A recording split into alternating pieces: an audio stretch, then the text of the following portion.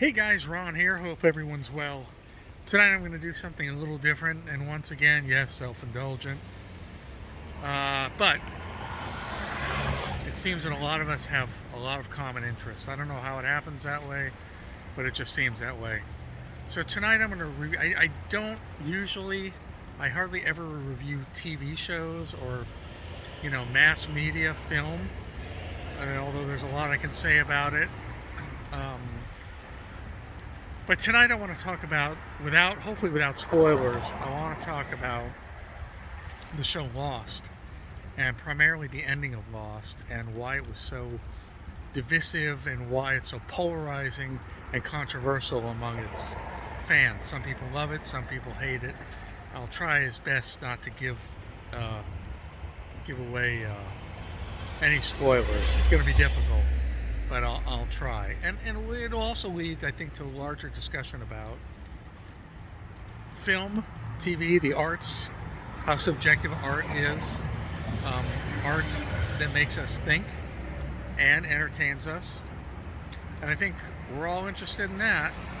At least I know I am. All right, let's get to it. Okay, sorry about all that. Wow. So, let me get my. Okay. Sorry about all that moving around. So, there's been controversial shows. I'm one of the few that didn't watch a single episode of The Sopranos. Here's the reason. Because if I want to see something about the mafia, I'll watch a documentary about the real mob or a movie. Obviously, Godfather and Godfather 2, which kind of romanticized the mob. Well, Godfather 2 is probably my favorite film of all time. But I don't know, or Casino. I don't know. I just didn't think it would fit into the quote-unquote TV format. Although, with everything streaming can feel like a film too, right? Anyway, let's get to it. So the ending of, I know there's a lot talked about the ending of Sopranos and Bob Newhart show, where it was just a dream, or with Lost. A lot of people thought, were they all dead? So I'll try to talk about Lost without, like I say, spoilers. So my ex-wife came to me one night and she said, I started watching the show Lost that I've heard about. Now I think this was after it went off the air. So it was after 2010. So we were watching, it was already streaming. And they had completed their 6 seasons. And she said, I started watching the pilot. It was so amazing. I had to turn it off and wait for you. And with that, we binge watched it for the next, I don't know how long it took to get through 6 seasons. And then, like most Losties, most Lost fans, which we both became, me more than her, we had to do 2 rewatches. And a lot of Lost fans do rewatches. That's 6 seasons worth of rewatches. That's a lot of episodes, but there's so much to catch that you miss things the first time out. So, with that being said, and then I bought a book called The Lost Encyclopedia, which explains as much as can be explained and also gives a rundown on all the characters. And I actually went to a screening of an episode of Lost, and a good deal of the cast was there. This was in Beverly Hills. And the showrunners, who we owe all the credit to, Damon Lindelof and Carlton Cuse, affectionately known as Darlton by the fans. And they don't want to say those big names. Darlton being David and Carlton. Anyway, so Lost was conceived by one of the executives at NBC. I can't remember his name offhand, but he had just come back from a trip to Hawaii. And I think he said he conceived a show based on like Survivor meets I don't know what else. Survivor meets The Twilight Zone, maybe. And Twilight Zone is probably the only other show. See, okay, Twilight Show was definitely a thinking person show, and it made people. It talked about the larger subjects of life, whether people even know that they were watching that or not. I didn't know when I was 13 watching reruns of Twilight Zone that they were talking about race and gender and religion and spirituality and war and you name it, philosophy. But they were talking about that, especially in the ones that episodes that Rod Serling wrote. Look at that moon, man, man, oh man. And then Star Trek did it too. And I think Star Trek is the closest one for me to Lost. I'm talking about Star Trek, the original series. Now, it was only 79 episodes, got canceled after the third season, but it was enough time to get so many of us invested in the characters and in the stories that were portrayed, the writing of these episodes, and Gene Roddenberry's influence, at least in the first season of Star Trek, which was also, sort of morality tales, for lack of a better term, like Twilight Zone. Okay, so Lost did what I didn't think was possible. There's a lot of people, I'm not trying to be a snob here, but I am a snob when it comes to film and TV. I wasn't always that way. I went to dumb comedies in my 20s and 30s, and I went to sort of quote-unquote lowbrow dumb films, but they don't really get me going anymore. I became more and more, I wanted to, and I used to act, and I still write, and I wanted to see more and more films that moved me emotionally and made me think. So I like drama. I like a sophisticated comedy, obviously. And I like, Monty Python is sophisticated English, but it's I used to watch Benny Hill, as well as obviously American comedies, if they're well done. And by well done is also subjective, but I'm getting off track. Lost did what I thought wasn't possible. Lost made you think. It made you fall in love with the characters and really feel emotionally for some of the characters, if not all of the characters. It had, like I said, romance. It had drama. It brought you to tears. It had action. And on top of all that, it also made you think. It talked about the greater questions of life. It was really unbelievable. It's just unbelievable. And I think that's why so many people were attracted to it, some without even knowing. It wasn't just that, obviously there were people watching because Josh Holloway, Sawyer, is so handsome, and the male lead, the same with the Evangeline Lilly for the guys, or whoever it might be. There's attractive characters, or characters that didn't look like models. That was most of the characters, thank God, that looked like quote-unquote real people from both genders and every race, and no one was stupid. Everyone had, season 1 had a backstory for every single character, something I'd never seen before. There were no characters that we didn't get invested in because they all had backstories. And the thing is, Lost, the title Lost was a double entendre. It meant, they become lost on this island. Their plane crashes, they become lost on this island. But it was also because it meant they were lost in their lives. Now, yes, this NBC executive came up kind of with a germ of an idea. J.J. Abrams directed the pilot. It was I think it was the most expensive pilot in history. It did phenomenally well. And casting, they really weren't sure about casting until kind of the last minute. So I don't really consider that. That's sort of the prototype Lost. What really happened was when they brought in the showrunners, like I said, Dalton, Lindelof, and Hughes, that's when the show really, really took shape. And between series 1 and 2, they created what they called the series Bible. And that Bible outlined, according to them, that they were going to do 6 seasons. They knew that they'd be their story could only be told in 6 seasons, and that's exactly where they went, 6 seasons. And they also developed, like I said, these stories. Well, they were already working on them. They already had the backstories. They really didn't know where it was going until a few episodes in, and then the backstories for the characters. And then what happened was just amazing and incredible. And if you were a fan and you didn't shed a tear and it didn't make you think about your own life in some ways, I'd be amazed, because these were fragile characters.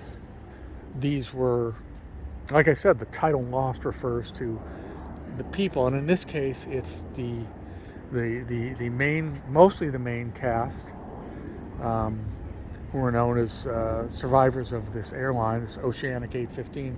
These people were all lost in their lives, and without giving a spoiler, I'll give away one line that, when they're trying to make sense of it all, from the very last episode, where someone says to our lead, I'm trying to be real secretive here in case you haven't seen it, someone says to our lead, Jack Shepard, he said, those people needed you and you needed them, or as much as you needed them. You all, essentially what the point was, that the people who crashed on the island didn't know each other at all, but obviously got to know each other. And his point was there was something missing in all of their lives, and they needed each other to sort it all out. Now, having said that, the creators had to think of a way, let's turn around for a sec, had to think of a way to end the series, and it ended, well, let's put it this way. The last episode was very mysterious for all of us, as it was always mysterious, but the last episode, not the last episode, excuse me, season 6, throughout season 6, the characters that we've come to know are all there, but seemingly don't know one another. So it's like this alternate, basically it's like an alternate reality where they all exist, but none of them know each other. So we don't really know what the connection is, and it was termed in Lost as a flash sideways, and as opposed to terms used in some other seasons, and I don't want to again give spoilers, but one was a flash forward and one was of course flashbacks, but this was a flash sideways where the characters didn't know each other, and we didn't know till the very, very end why they didn't know each other, what their connection was, and it was really brilliantly conceived. I happen to love the ending of Lost. I'm not one of those guys who say, I hated that character. I don't hate any of the characters of Lost. They were all fully fleshed out, three-dimensional characters. They all served a purpose. They all were, like I said, three-dimensional. None of them were stereotypical or one-dimensional, or that's just there for no real reason. And I also think that the ending was really brilliant and very emotionally moving. Mostly very, very emotionally moving. There was a hint, or maybe even a little more than a hint, but just really a hint of spirituality to the ending.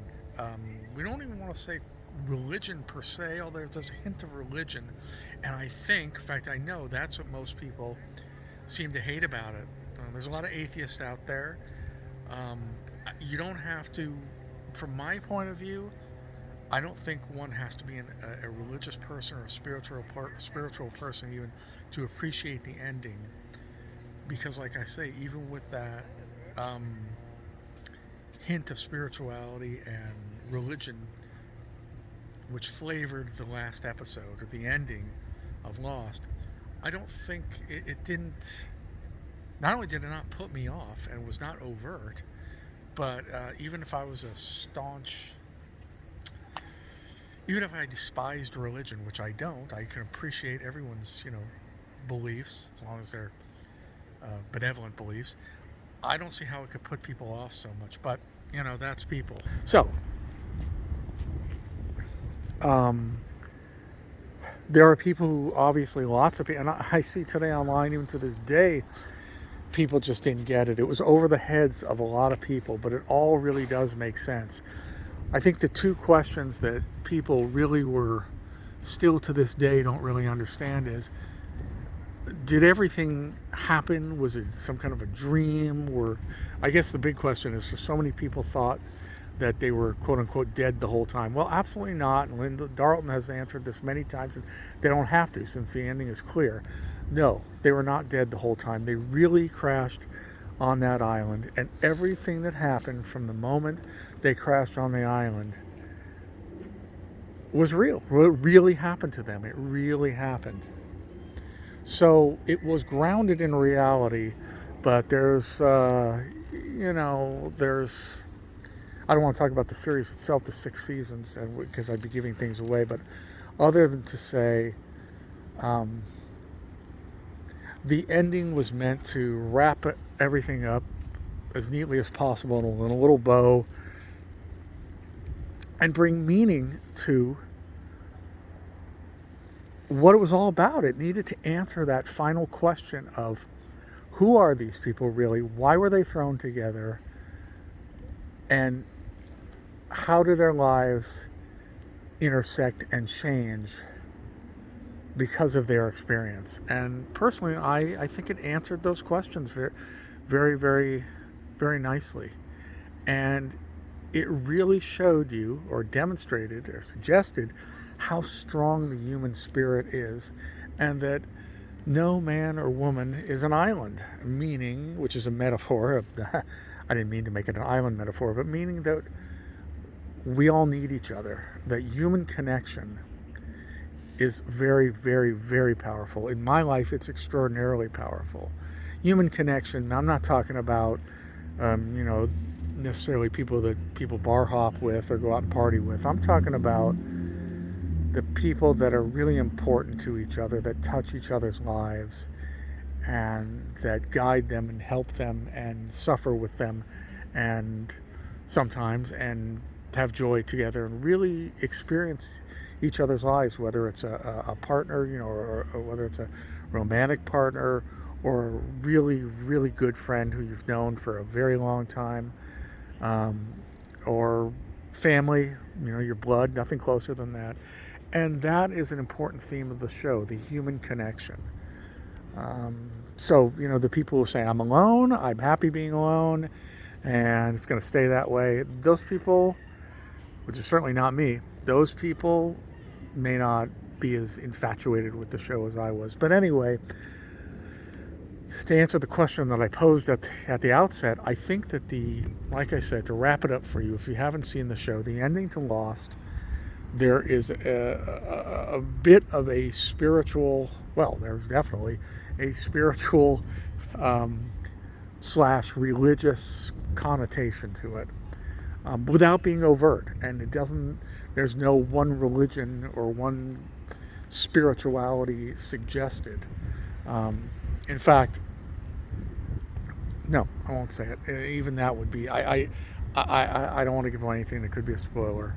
So I would imagine that so many people that not only are anti anything they conceive as religious, but also anti-spirituality, which to me is a weird thing. But I became open to it because at a very young age, when I was 17, in drama, in high school, in theater, my drama teachers would have us do what they quote unquote relaxation exercises.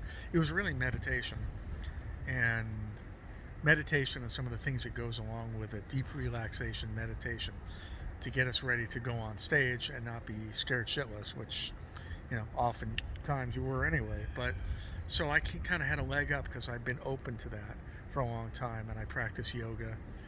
And hey, to me, anything that relaxes me and brings my consciousness higher without mind-altering drugs or alcohol or something that's real, that's pure, I'm all for it, man.